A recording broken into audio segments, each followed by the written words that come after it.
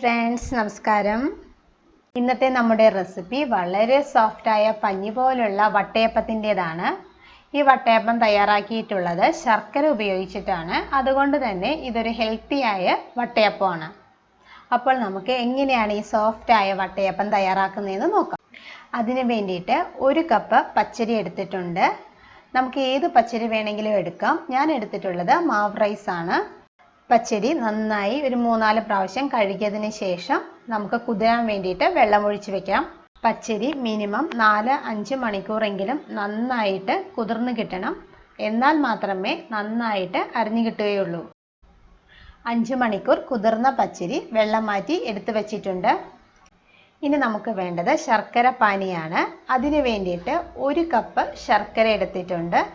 ഇത് നമുക്ക് 1/2 കപ്പ് വെള്ളം ഒഴിച്ചിട്ട് നന്നായിട്ട് തിളപ്പിച്ചിട്ടെടുക്കണം. ശർക്കര നന്നായിട്ട് തിളച്ച് കിട്ടിയാൽ മതി. നമുക്ക് ഒരു നൂൽ പരുവമൊന്നും ആവേണ്ട ആവശ്യമില്ല. ഈ ശർക്കര പാനിയിൽ വേണം നമുക്ക് വട്ടയപ്പത്തിനുള്ള പച്ചരി അരച്ചെടുക്കേണ്ടത്. ഇപ്പോൾ ശർക്കര നന്നായി തിളച്ച് വന്നിട്ടുണ്ട്. ഇനി നമുക്കിത് അരിച്ചെടുത്ത് മാറ്റി വെക്കാം. ശർക്കര പാനി അരിച്ചെടുത്ത് വെച്ചിട്ടുണ്ട്. ശർക്കര പാനിയുടെ ചൂടാറിയതിന് ശേഷം മാത്രമേ അരച്ചെടുക്കാവൂ കേട്ടോ. ഇനി നമുക്ക് കുതിർത്ത് വെച്ചിരിക്കുന്ന 1 കപ്പ് അരി മിക്സിയുടെ ജാറിലേക്ക് ഇട്ട് കൊടുക്കാം. ഇനി നമുക്ക് വേണ്ടത് 1 കപ്പ് നാളികേരമാണ്. അരി എടുത്ത സെയിം കപ്പിന് തന്നെയാണ് നാളികേരം എടുത്തിട്ടുള്ളത്. ഇനി ഇതിലേക്ക് 1/2 കപ്പ് ചോറും കൂടി ചേർത്ത് കൊടുക്കുന്നുണ്ട്. ഞാനിവിടെ എടുത്തിട്ടുള്ളത് മട്ട റൈസിൻ്റെ ചോറാണ്. ഏത് റൈസിൻ്റെ ചോറ് വേണമെങ്കിലും എടുക്കാം കേട്ടോ. ഇനി ഇതിലേക്ക് ആഡ് ചെയ്ത് കൊടുക്കുന്നത് 7 ഏലക്ക പൊടിച്ചെടുത്തതാണ്. ഇനി ആഡ് ചെയ്യുന്നത് 1/2 ടീസ്പൂൺ ഈസ്റ്റ് ആണ്. ഞാൻ എടുത്തിട്ടുള്ളത് ഇൻസ്റ്റൻറ്റ് ഡ്രൈ ഈസ്റ്റ് ആണ്. അതുകൊണ്ടാണ് ഞാൻ നേരിട്ട് തന്നെ ആഡ് ചെയ്ത് കൊടുക്കുന്നത്.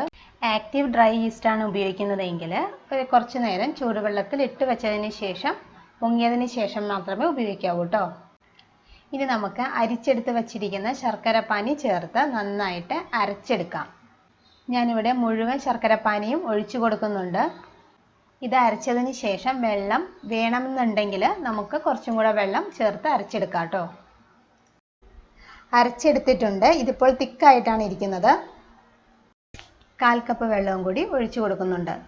ഇനി നമുക്കിത് നല്ല സ്മൂത്തായിട്ട് അരച്ചെടുക്കണം. ഇപ്പോൾ ഞാൻ അരച്ചെടുത്തിട്ടുണ്ട്. ഇത് നമുക്കൊരു പാത്രത്തിലേക്ക് ഒഴിച്ചു വെക്കാം. ഇനി ഇതിലേക്ക് മധുരമൊക്കെ ബാലൻസ് ചെയ്ത് കിട്ടാൻ വേണ്ടിയിട്ട് അല്പം ഉപ്പ് ചേർത്ത് കൊടുത്ത് നന്നായിട്ട് മിക്സ് ചെയ്തെടുക്കാം. ദോശമാവിൻ്റെയൊക്കെ ഈ ഒരു കൺസിസ്റ്റൻസി മതിയാകും. ഇനി ഇത് അടച്ച് വെച്ച് പൊങ്ങാൻ വേണ്ടിയിട്ട് മാറ്റി വയ്ക്കാം.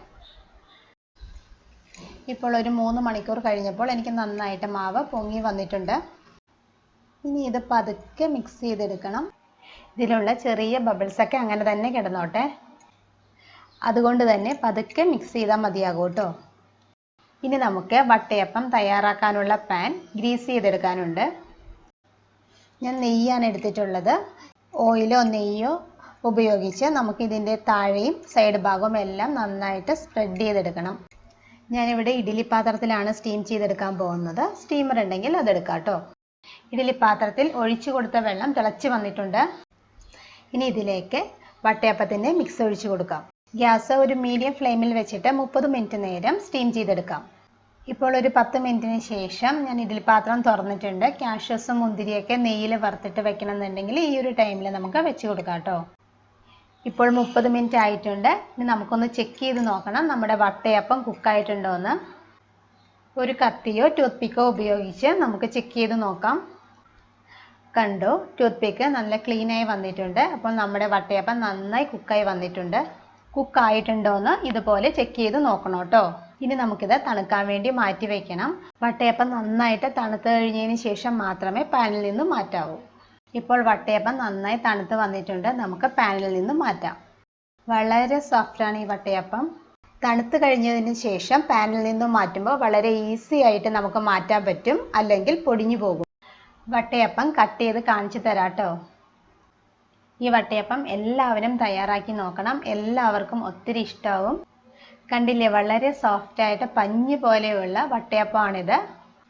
അപ്പോൾ എൻ്റെ വീഡിയോ ഇഷ്ടമായാൽ സബ്സ്ക്രൈബ് ചെയ്യാനും ഷെയർ ചെയ്യാനും മറക്കല്ലേ. Thank you. ബൈ.